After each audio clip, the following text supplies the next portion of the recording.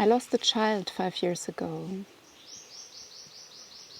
and I learned that I will never become a mother. And that has been my biggest dream in my life. So, and how can you understand this? How can you understand why so many people,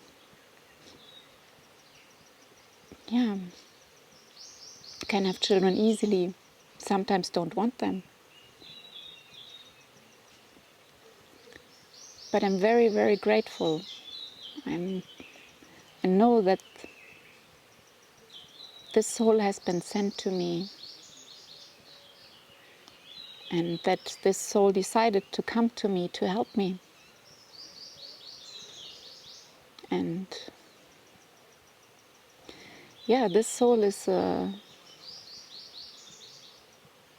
she's the reason.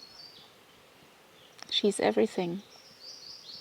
Her not being here and her being here is everything.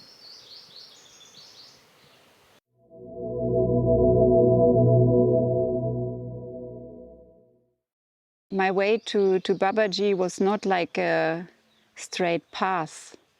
Like 5 years ago, I was feeling quite miserably. I had a very hard time in my life, like a dark night of the soul. I had no experience with spirituality. I would call myself an atheist. I've been pretty much concentrated on my mind and on science and stuff like that.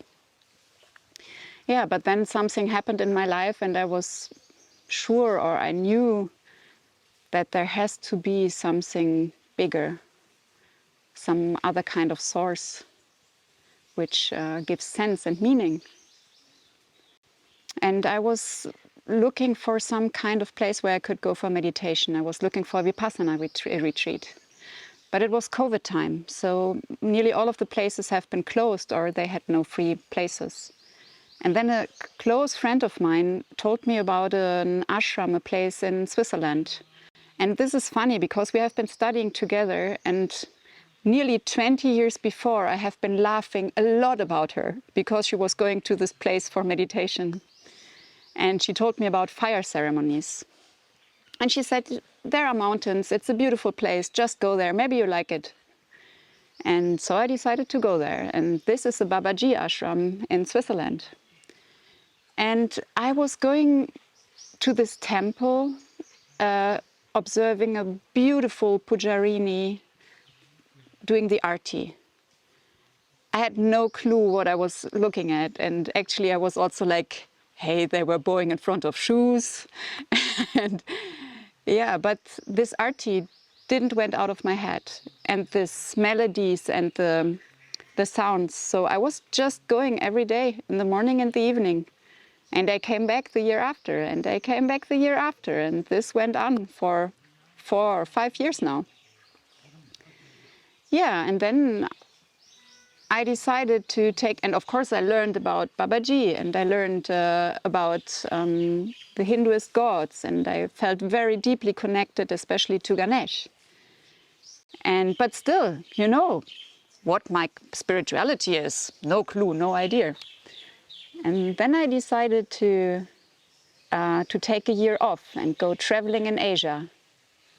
And then I had this idea in my head, because I was sure I wanted to go to Nepal and stuff like that. And all my friends at Schwalbenalb said, hey, if you're also going to India, go to the Navaratri in Haidakhan. Go there. And I was like, yeah, maybe, let's see, I don't know. And then at a certain point I thought, okay, I will start my journey in India with Haidakhan, with the Navaratri. And I had plans like visiting many other ashrams afterwards, going to Amma, going to Sadhguru.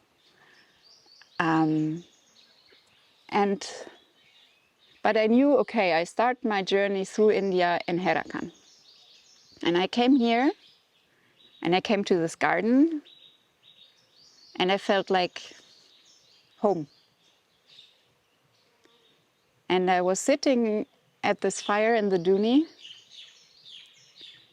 And this is like, yeah, the first time in my life that I would say I had like really a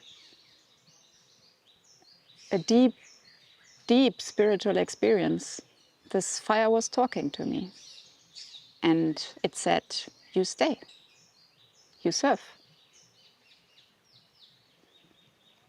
And so, well, now I'm here and I learned to become a pujarini. This is my story. Well, at the moment it's beautiful because I can do karma yoga. And when I do karma yoga, I feel very connected. And I go to the Duni twice a day. I join the Havan in the morning and the puja in the evening. So yeah, being in an ashram makes practice way easier because it's part of the daily routine. Huh? I'm incredibly blessed because I can learn and get trained here in the Duni. The energy here in this garden and in this Duni is incredibly strong. I think, you know, I had many experiences in nature. I feel very connected to old trees, to stones, there are so many powerful places, highly energetic places in this world. And this is one of them. And I've never felt a power like that somewhere else. It's such it's a really beautiful but also forceful energy. I learned that in the last days. I did too much. I didn't take care for myself and I got ill. The Divine Mother was telling me, now you're out. Go rest. I haven't met anyone that came to Haidakhan and that nobody said that this is not a good place. Every person that is coming here has very personal, deep experiences. Every experience is different. So just come and see what this place can do to you.